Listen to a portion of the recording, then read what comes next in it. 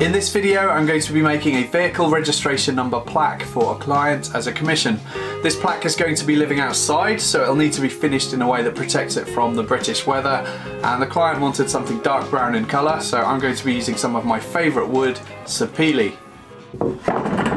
So this is an offcut of sapele that I picked up at my local reclamation yard, and sapele is a pretty good wood for using in outdoor projects because it's resistant to moisture and rot. You can see it's got a couple of really big cracks in it, and also it's pretty badly warped out of shape. First I wanted to cut away the centre part of the board where the cracks were, and I did that at the table saw.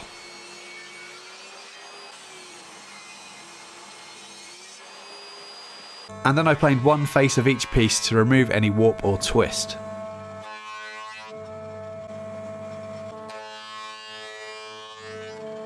I could then set up my planer to thickness planing mode and plane the opposite faces to clean them up and get them both to a consistent thickness. For the final passes I removed as little material as possible to get a nice smooth finish. I don't have any dust extraction set up for my planer as I don't really have the space, so I rely on my air filter, my respirator, and a broom and dustpan and brush. Now that both pieces were the same thickness, about 25mm, I could clean up the edges of the boards. I checked that my table saw blade was at 90 degrees and then trimmed the edges clean. I prefer to do this at the table saw rather than the planer, mainly because I have dust extraction set up for my table saw. Now both pieces will join with no gaps in between. Next I mark up where I want to add some dominoes. The dominoes aren't really needed for strength here, I'm using them purely to get both boards aligned with each other. A biscuit joiner would do exactly the same job, but I don't really trust my biscuit joiner, it's not very accurate. With all the slots cut, I add glue and then hit the dominoes in place with a mallet. I should say a big thank you to Paul at Cunningham's Custom Creations on Instagram for kindly donating these 5mm dominoes that he had going spare. Thanks Paul. I used parallel clamps for the glue up, 2 at the bottom and 2 on top to prevent it warping out of shape from the clamping pressure. And then I cleaned off the glue squeeze out with a damp cloth. After a few hours I removed the clamps and I used my knife blade scraper to clean off any excess glue. I have a project video about how I made this scraper and I'll link to that in the description box below. It's a pretty useful tool to have around. And then I used my card scraper to clean up any tear out left by the planer and get everything nice and smooth. I decided to leave about 25mm on either side of the number plates, so here I'm marking up some lines to cut to. The answer is 28.5. And then I could find the centre where the badge will sit.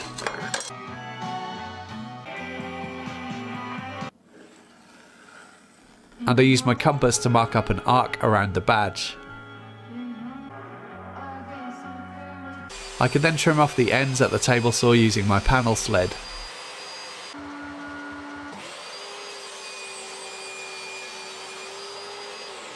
I made some of the straight cuts at the table saw for accuracy, and I finished off those cuts at the bandsaw.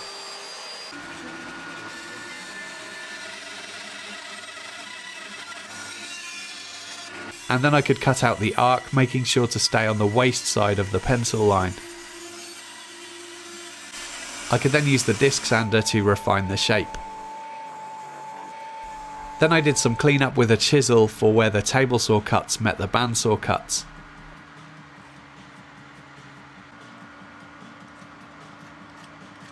There was also an area at the bottom of the arc that I couldn't reach using the disc sander, so I cleaned that up using the chisel too.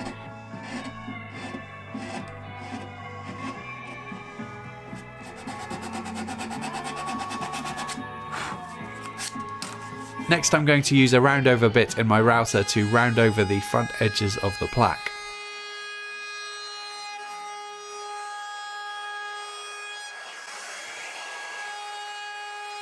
And how about this for a nice camera angle? I sanded at 120 grit followed by 240, and then I sanded by hand in the hard to reach areas. I added my maker's mark to the back of the plaque. I'm going to add some of these keyhole fixings to the back of the plaque so that it's easy to mount using a couple of screws in the wall. and I want to recess these in the back so that the plaque can be mounted flush to the wall. First I position them where I want them and mark around them with a pencil, and then using a 16mm Forstner bit centred to the fixing holes, I drilled holes about 3 or 4mm deep, and I did that just by eye. It doesn't really need to be perfectly accurate. Then I made indentations across the grain using my chisel. I could then deepen those cuts with my knife and chisel away the bit in the middle.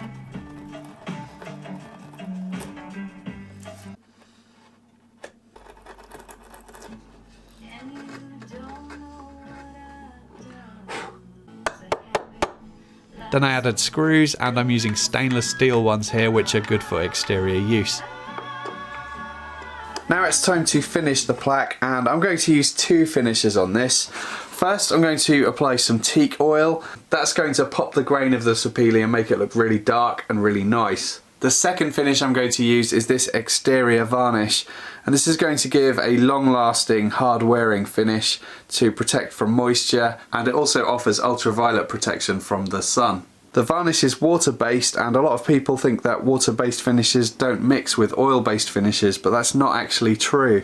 As long as you allow plenty of time for the oil to fully cure, probably 2 to 3 days, before applying the water-based varnish, you won't have any issues.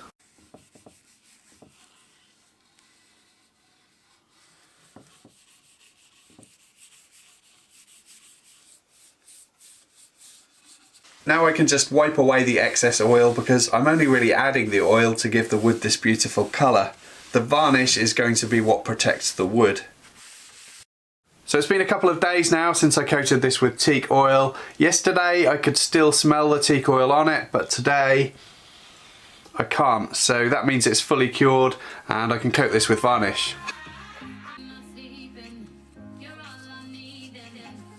After applying varnish to the back side of the plaque, I can then place that side onto these wooden blocks with screws poking through them while the varnish is still wet. And then I can get on with adding the varnish to the front of the plaque. Once each coat had fully dried, I sprayed on some water and denibbed with 400 grit wet and dry paper before applying the next coat of varnish. So here it is after 4 coats of varnish, denibbed in between each one, and it's now super smooth. To secure the number plate in place, I'm going to be using some of these stainless steel panhead screws. I had originally thought about using some mirror screws, which come with these chrome caps to fit over the screw heads. But after speaking to the client, he preferred a normal screw head. He did ask if it could be black though, so I masked up the number plate before adding the screws, and used some black spray paint to colour them. I also used tape to mark up the position of the MG badge, and then I sanded the area at 100 grit to help give the adhesive something to stick to. I'm using 2-part epoxy to stick the badge in place.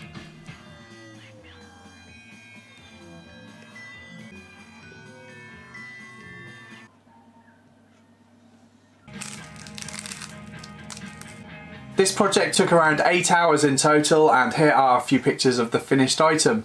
It was really nice to work with solid wood again, as lately I've been doing a lot of projects with sheet materials, and I'm really pleased with how it turned out. As you may have noticed, I hid the vehicle registration number throughout the video. I don't know if that's necessary for privacy, I just thought it was the safest option. I hope you enjoyed this video. Please subscribe to my channel if you haven't already for more weekly woodworking videos. You can also support the channel on Patreon if you'd like to receive early access to my videos, project cut lists and plans, exclusive content, and a name credit at the end of my videos. Thank you for watching.